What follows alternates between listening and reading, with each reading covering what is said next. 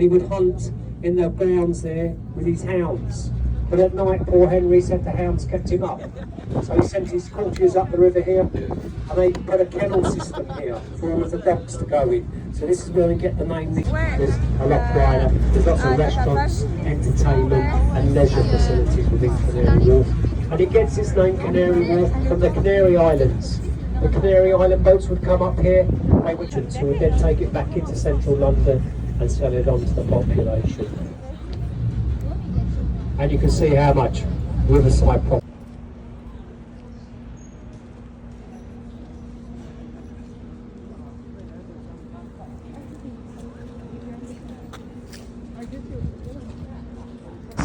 One of them was the windows. So you'll see lots of windows on properties ripped up in London to avoid paying tax. Now, if you were lucky enough to have a building with more than 10 windows, your tax was doubled.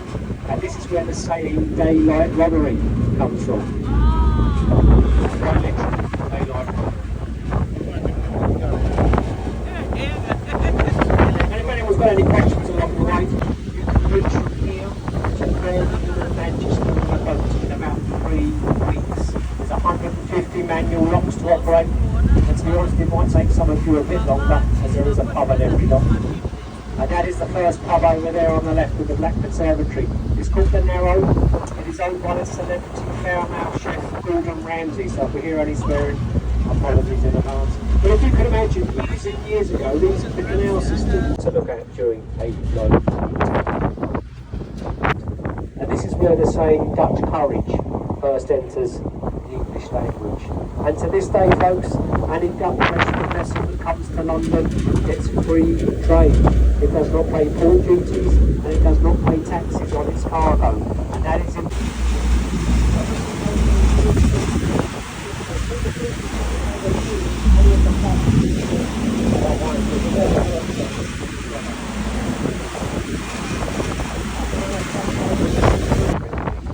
and you'll see next to Osborne's Wharf, a marquee there. There's a pub there called the Town of Ramsgate.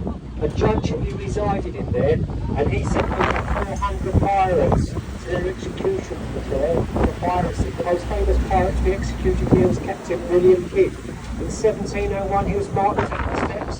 He was walking across the foreshore here, and he was hung on a rope until his last breath. He was chopped down, tied to a post, and they allow 3 tides to go over him.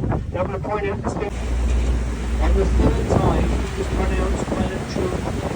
His body was taken down to Tilbury and it was put on a cross for the next 3 years as a warning to would-be pirates. And that execution, folks, was known as the Grace of Wrecking. Wrecking is the area where that pub sits. Piracy was a huge thing on the River Thames for hundreds of years. So over here on the left, you'll see lots of wharves. You may notice there are no pavements or roads in front of these buildings. That is because the ships would move in emergencies to carry out drills on a daily basis. The toilets are at the back of the boat, and we also operate a fully licensed bar. And the top deck is a seated deck only, so please remain in your seats all the times. If you want to take pictures or smoke or vape, you can do that down there. Back of the boat. Now, on your phone, and I'm not going to charge you a penny for that. It's coming across from the right-hand side there now. Perfect. There you go. Captain Dan will hold here, so try and allow you to get your pictures. There you go, there it goes now.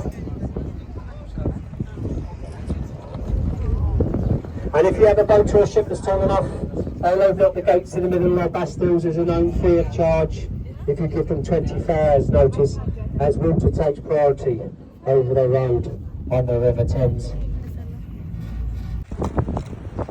Now there's a bus coming across. When it gets in the middle, try and get a picture of it if you can. We call it the money shop, folks. The reason for that is when you go, still owned by the royal family, Queen Victoria called it her jewellery box. The tower has been many things over the years. It's been a royal mint, it's been a palace, it's been a zoo, and it's been a prison. The last prisoners to be on to the next bridge coming up, the London Corporation, they walked an elephant across budget. Where did we go wrong, gents? The whole roof is covered in solar panels. Does anybody recognise that roof in the famous film? Mission Impossible 2, Tom Cruise. He ran across there, unfortunately when he was a pirate ship, and that is a replica of the Golden Hide. This is the exact spot where Sir Francis Drake set sail from.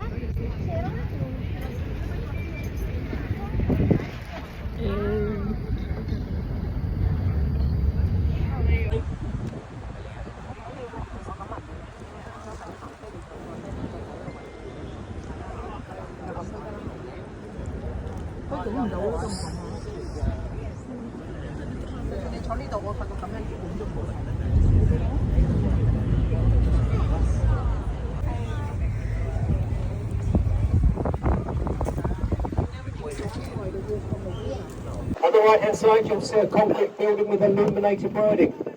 It looks a bit like a multi-storey bar block. That is our Royal National Theatre. When Prince Charles...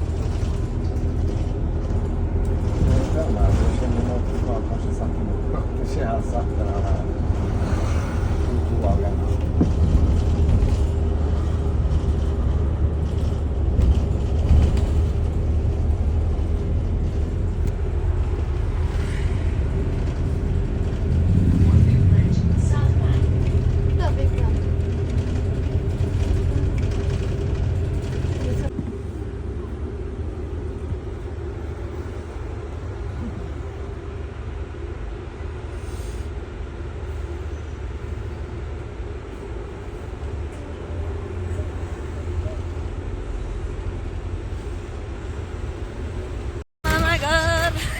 Right.